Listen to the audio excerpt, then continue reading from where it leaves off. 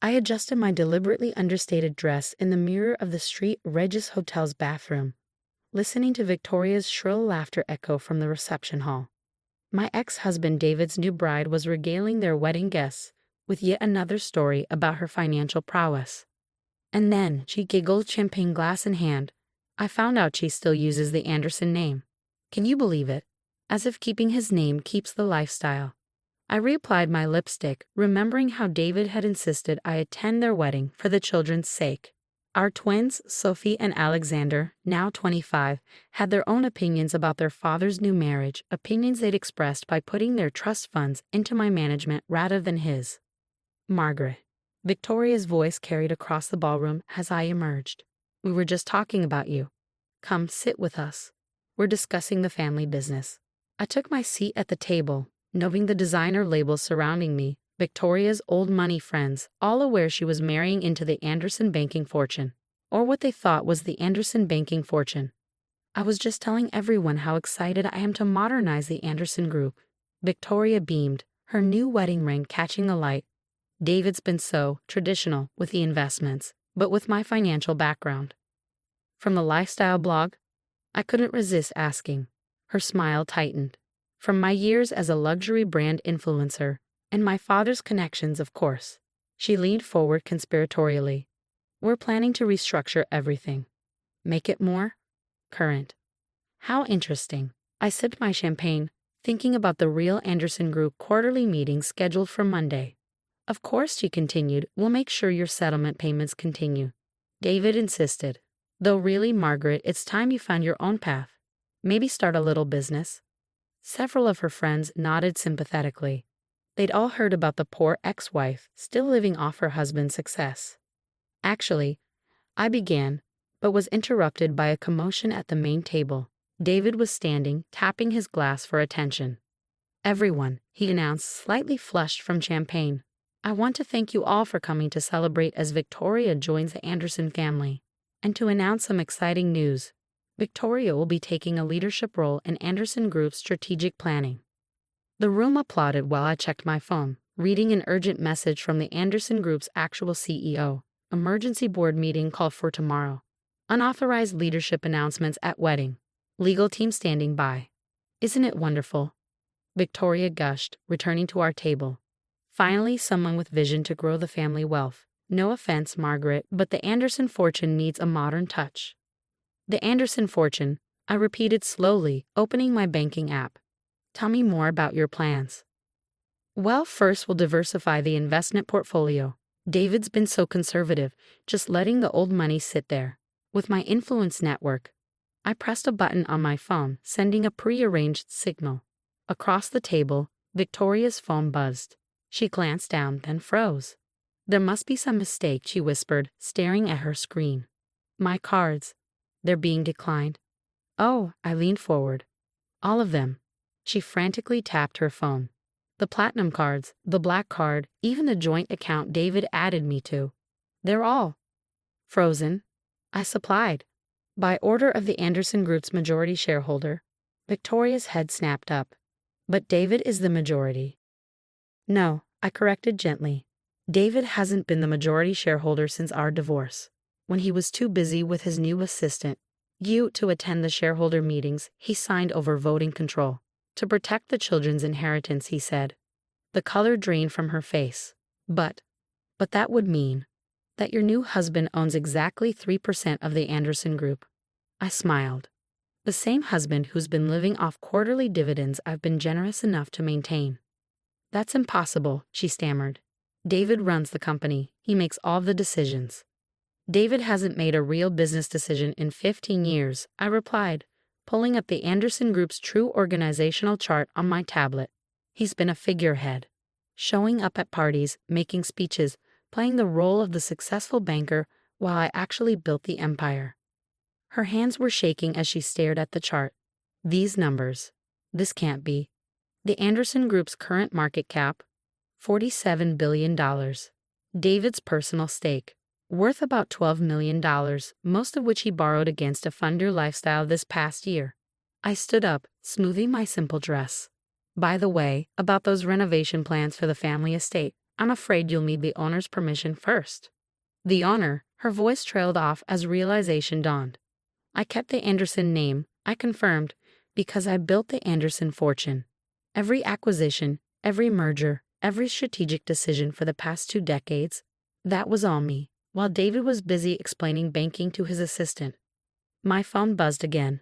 The board meeting confirmation for tomorrow, where Victoria's unauthorized position would be discussed and terminated. But we've already announced the honeymoon. The private island, the yacht. She looked panic-stricken. About that, I checked my watch.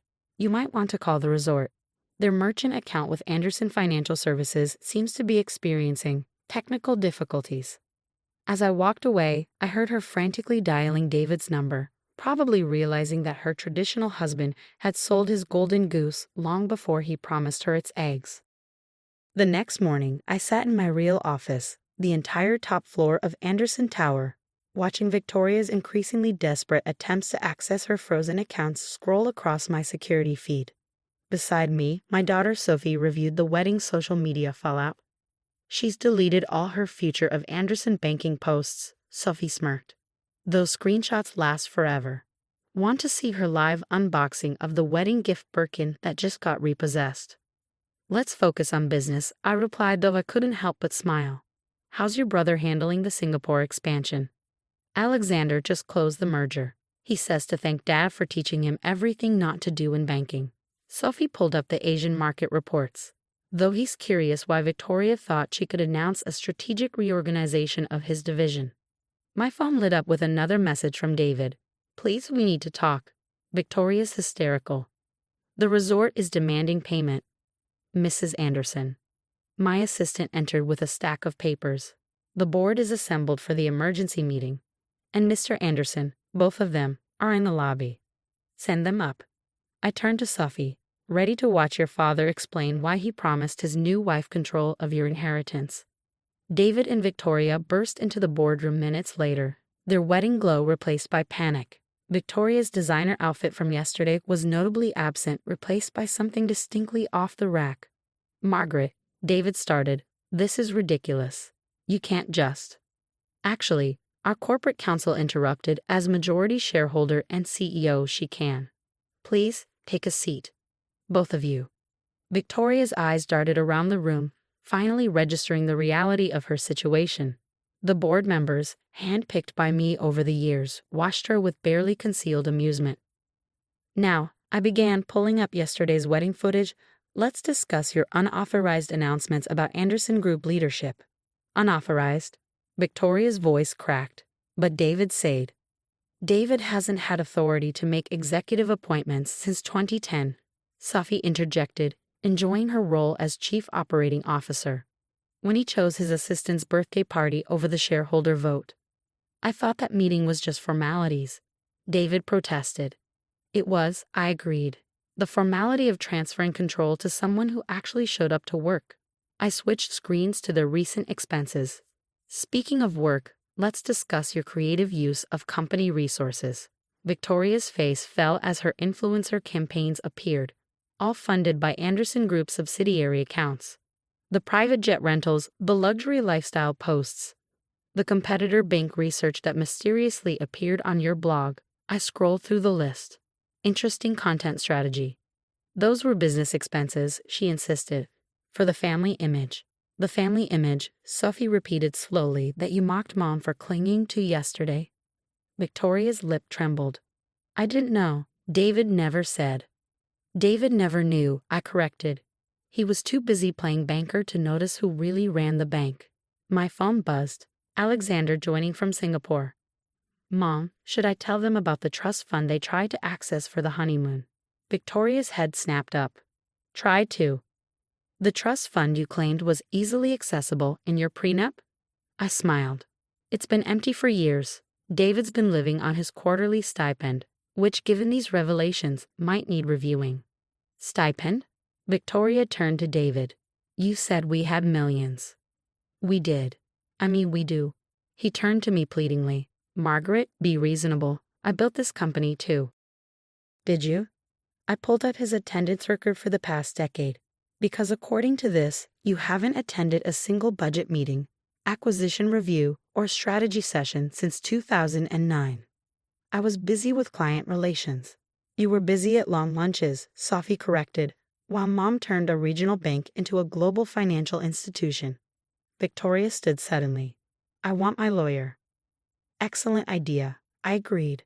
I'm sure they'll be interested in your insider trading posts about Anderson Group competitors, though those might be harder to monetize from a prison blog. The color drained from her face as she sank back into her chair. Now, I continued, let's discuss your options, both of you. 6 months later, I reviewed the quarterly reports in my Singapore office, watching the sunrise over the financial district while Alexander presented the Asian market expansion. And the best part, he grinned, pointing to a particular growth chart, is that Victoria's luxury lifestyle followers are now seeing ads for our new digital banking platform. Turns out, her influence was worth something after all. My phone buzzed with a message from Sophie. Dad's quarterly review complete. He actually showed up this time, probably because his stipend depends on it. After the wedding debacle, David had been offered 2 choices: early retirement with no benefits, or a position managing our smallest local branch under Sophie's supervision. His new lifestyle had required some adjustments. Mom? Sophie's face appeared on my video screen. You'll never believe what Victoria is doing now. I opened the link she sent. There was Victoria, in a decidedly less luxurious setting, recording a financial reality check video series. Part of her settlement agreement included using her influencer platform to educate followers about banking regulations and investment fraud. Today's topic, Victoria's recorded voice, was notably humbler, is understanding who really controls your family's wealth, and why you should actually read the shareholder agreements. 3 million views already, Alexander noted. The SEC is thrilled with her new content direction. My phone lit up with another message, this time from David. The branch quarterly numbers are ready for review. And I'm sorry. For everything. For never seeing. Before I could respond, Sophie sent a video clip from his latest performance review. There he was, the man who spent years taking credit for my work, nervously presenting basic banking metrics to his daughter's executive team. And how did you miss these market opportunities? Sophie's voice was pure professional courtesy. I was focused on the wrong metrics, he admitted. Like Mom always tried to tell me. My assistant entered with the latest acquisition reports. Mrs. Anderson. The London office is asking about Victoria's educational series. They want to expand it to European markets. I smiled, remembering Victoria's wedding speech about modernizing our approach. Tell them to proceed. Sometimes the best lessons come from unexpected teachers. The screens filled with data from our worldwide operations, trillion-dollar transactions, revolutionary fintech innovations, and market dominance across 5 continents. All built while David played golf with clients and Victoria posted about luxury lifestyles. My phone buzzed one final time. The twins' investment team requesting approval for their latest venture fund. The same funds Victoria had planned to restructure for her influencer projects. Mrs. Anderson. My assistant reappeared. David is asking about the holiday bonus structure, and Victoria's lawyer sent over her latest compliance report. Tell David to discuss bonuses with his direct supervisor, I replied. I believe Sophie has some thoughts about branch performance metrics. After all, success isn't just about proving people wrong. Sometimes it's about letting them prove themselves wrong. And as I watched another sunrise over my empire, I thought about all the family fortunes being credited to the wrong family members, all the quiet builders being overshadowed by loud pretenders, all the real power hidden behind modest dresses and simple names. My phone lit up one final time, a message from Victoria. Today's video about understanding true wealth is trending. I finally get it now. Good, I typed back, because understanding wealth is step 1. Building is step 2. And sometimes, the best revenge isn't in the taking. It's in the teaching. Even if the lessons come with a corner office view and a very different kind of lifestyle than the one she'd so proudly flaunted at that wedding. After all, some fortunes can't be married into or influenced into existence. They have to be built, one underestimated decision at a time.